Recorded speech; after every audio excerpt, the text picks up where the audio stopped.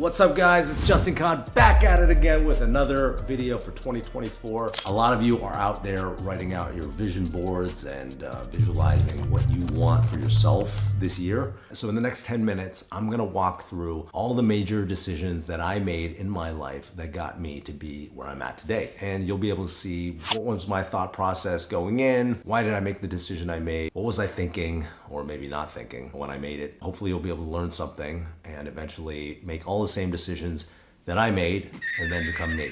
Or you'll make all your own decisions and become the best version of yourself. Today, you guys all know me as the co-founder of Twitch, investor in multiple unicorn startups, and also as an aspiring bedroom DJ and Burning Man artist. So where did I come from? I grew up in Seattle. I was in high school during the first dot-com boom. And my mom was an entrepreneur. She had a small business. She was running a mortgage brokerage and real estate agency, which gave her the flexibility to take care of my brothers and I when we were kids.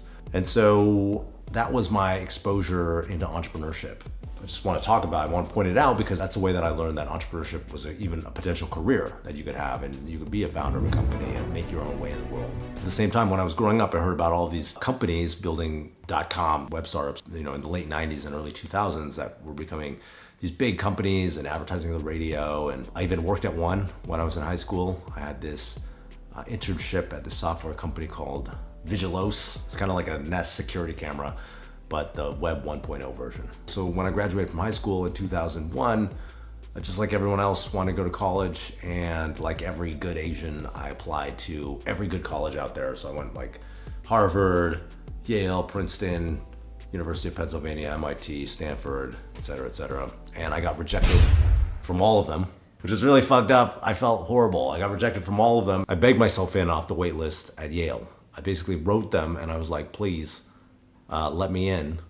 And they actually had someone who got suspended from his school. He had already been placed in a room with my future roommates. He had already been placed in a room, and then he hacked his computer school system and got suspended. And so they were like, you gotta wait a year to come to Yale because you're not mature enough, clearly. You're a hacker. And so then I got his spot. Like I literally slid in right in the same way, just like talented Mr. Ripley. I got to have his roommates who are now my friends. And he got the boot and had to come in the year later. So if you're out there, thank you, Tynan. So then I went to Yale, and that leads me to my first real decision. So fast forward 4 years, I've had a marvelous time at school, really blossomed socially, had a great time. I drank a lot, don't drink anymore. Probably didn't set myself up for great success there, but that's like a whole host of other videos. So I spent 4 years at school, somewhat studying, but mostly just partying and having a great time, blossoming socially. When my senior year rolled around, I made my first real big decision as an adult, which was I decided to start a company with some friends of mine. And I decided to start this company because one of my friends, my roommate, Matt Fong, was like, we have all this access to intellectual capital around us, AKA access to all these smart people. And we have low opportunity costs, AKA I wasn't doing anything but playing World of Warcraft in my spare time. So we should get together, start a company. And the company we came up with was this company Kiko, which was like a web calendar version of Gmail. And the most important decision was we just decided to start. We didn't know anything about startups. We didn't know anything really about programming or building a functional web app. But we said, hey, we can do it, and we decided to start. And so we recruited my friend Emmett, who was a CS major and also actually didn't really know that much about programming, it turned out. But we got together and we started this company. And that led us to become entrepreneurs back in 2004, so 20 years ago. If I think about why I made that decision, I think it seemed to me that becoming an entrepreneur was on the path of doing the most awesome thing. I'd always had exposure to entrepreneurship as a kid. I saw my mom being an entrepreneur. I watched other people be entrepreneurs, and I was like, this is just a normal path. And so we decided, hey, let's go start a company. Fast forward a couple months from there, and that leads me to the second big decision that I ever made, which was kind of random, but we had worked on this app for a couple months. We built a prototype, and we decided out of the blue to apply to Y Combinator. So at the time, this is now 2005, Y Combinator is a new idea that Paul Graham just had to fund startups. And in order to seed it with applications, he emailed out all of these computer science programs all over the country and said, I'm funding startups and I have this new program called Y Combinator.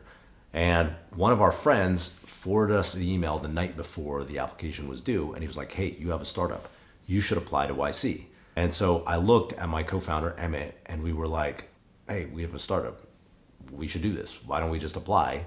And we made the decision super quickly, off the cuff, and then we just sat in our computer lab all night and filled out this application. And then we sent it in, YOLO. So we applied to Y Combinator and we get an interview, and then we went up to Boston and interview with Paul Graham, Jessica, and the other YC partners, and then we got it. If I trace back, why did I make that decision? Because it seemed like asymmetric upside. It was a low cost decision to make. It cost us one night, but the upside was potentially having someone fund our company. And so, that for us, that was a decision that was obvious that we should make. And that leads us to the third decision, which is once we got into Y Combinator, we had a choice. Do we accept it or not? Both Emmett and I had jobs lined up. He was gonna work at Microsoft, and I had this job where I was gonna get chained to a desk in a basement as a consultant and have to be basically become Harold from Harold and Kumar. They had given me a $10,000 bonus, which was more money than I'd ever seen in my life, that I'd already cashed that check and put in my bank account. So we had a choice. We could either show up at the jobs that we promised to go to after we graduated, or we could tell them, sorry, and return our bonus checks and then go and start our company. And we decided to do the latter. And if I trace back that decision, it really comes down to the idea that we wanted to take that path of adventure. While there were a lot of jobs that we could get in the world, there weren't a lot of people offering to fund our company. This is a much more rare opportunity. Let's just go for it. We can always go get a job later. When we decided to apply to YC, it was an asymmetric upside bet. We spend one night filling in this application form, and we potentially get funded for our company. And so it felt like a no-brainer to just YOLO and apply. Even though we didn't really know what we were doing, we didn't feel like we knew what we were doing, we were making up as we went along. And then we worked on Kiko for about a year, and we raised a small angel round, and we continued working on it. Just Emmett and I, we hired a few employees, but eventually the company didn't work, and we decided, let's YOLO, sell it on eBay, for lack of a better thing to do. And then we did. So we sold it. We got $258,000 for it. It seemed like an okay outcome for us at the time. And that led us to this critical other decision point. What do we do next? So I'd been thinking, hey, I'm not really that good at this startup game. The company didn't work. We didn't really get product market fit. And I was thinking about going and getting a real job, like maybe becoming a real estate agent. Can you imagine me showing up at the open house and showing you your house? I think I'd probably do a good job, actually. So I was stuck between deciding, should I go get another job or should we start another company? And luckily for us, Paul Graham was like, I'm interested in funding you guys for another startup. And so we went in and pitched him on this idea that eventually became what we call Justin TV, that we would create our own live reality TV show on the internet. The fortunate thing for us was immediately he loved the idea.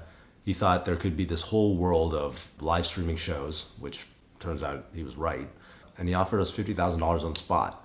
And so we had a choice, which was, do we want to start this company or do we want to do something else? That was one of the easiest decisions we made. And we just said, hey, this is the path of most adventure. We don't know if it's going to be economically lucrative, but it's going to be fun. And so let's just start our own reality show. And we took that check to the bank, and that was the day the company was born, back in October 2006. And that led us to what became a 4-year journey of creating a live streaming platform. We started off as us making our own show, and pretty quickly and spent the first 6 months building the technology for ourselves to launch it. And then we launched it in March 2007 and immediately just got slammed with a ton of feedback that our content was horrible. I was boring. It was just video of us hanging out in our apartment, programming, me sleeping, tons of not very interesting things like that. And then we had this other choice, which was, how do we fix this? And so we decided to pivot and open up Justin TV on top of our technology as a platform for anyone to broadcast any live video. And so we did that. We decided to open it up. And the big decision point there was, that was also a pretty easy decision to make, ultimately. I really wanted to make my own show, but continuing to try to do so when the market was telling us it wasn't working, none of our viewers were retaining, would just have been making war on reality. The world's telling you something. When reality is telling you something, you have to accept it. Well, you don't have to, but you're gonna be a lot better off if you do. And so it was really obvious we had to do something different. At the same time, people were coming to us and saying, hey, I want to create my own live streaming X, Y, or Z show. Like, how do I do it? And so just listening to what the market was telling us led us to building our own platform for anyone to broadcast. That decision repeated itself again 4 years later. We scaled the platform, we built it up to be one of the top 250 websites in the world, and then it became stagnant. It stopped growing. And at that time, once again, we were faced with this market feedback that people didn't want anymore what we had built, and we needed to build something different. And so for us, that was the decision of, do we pivot to something else or do we stay doing what we're doing? And once again, reality was telling us something that we maybe didn't want to hear, but we had to hear. And so we decided to try different ideas for things we could pivot to. And one of those things was Twitch, which was my partner Emmett's idea. It was, he loved video game content on our site. And so at that point we made this decision, let's put some of our resources onto Twitch as a company and focus on trying to build this category of content. And that decision and that seed investment into this new idea was what carried us to become this huge website. It was hard for us to make that decision, especially because we made it as a group of founders. But we made it because we didn't see a choice at the end of the day. We saw reality was telling us that what we were doing was not working and we needed to do something different. And that was basically the last major career decision I made 10 years ago. You could say selling Twitch was a decision, but I don't think it was really that important, because by deciding to focus on Twitch and how we focused on it, which was talking to our customers and trying to build what they wanted, we set ourselves up to become successful. And eventually we had a big website, which was valuable. And we could have sold it in 2014. We could have sold it to someone else a couple of years later. We could be growing it independently today. And I think all those outcomes would have led to the same path, which is, I'm sitting here on YouTube telling you about how successful I am. If I'm being honest, I don't think any other decision after deciding to pivot to Twitch had a material difference on my own personal outcome as a business person. But there's one final decision that I think was really important for me, and that was back in 2018, the decision to drink ayahuasca for the first time. So if you haven't heard about ayahuasca, it's a psychoactive medicine that helps people see themselves and understand a lot about their own internal state, their subconscious modes, their traumas, and their past.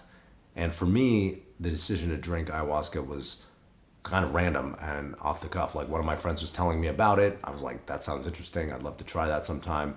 I've always chosen the path of most adventure. And so a month later, he invited me to come sit with him, and I did. And it opened my eyes to all the subconscious behaviors that I had been living throughout my adult life, and made me realize that every decision I'd ever made as an adult, I'd made to get the approval of other people. And that was the whole reason that I'd wanted to be an entrepreneur and wanted to be successful. It ultimately helped me decide to live a different way for myself, which has made me a much happier and well-rounded person. So what are some of the themes in how I made the most important decisions that I made in my life? Well, the first is that I always had a high risk tolerance, especially early on. I took a lot of risks.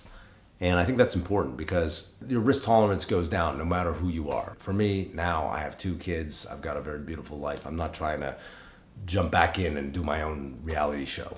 I'm sitting here making YouTubes from the comfort of my own home. The moral of the story is take risks when you can. When you're in your 20s, you don't have a mortgage, you don't have a family to support.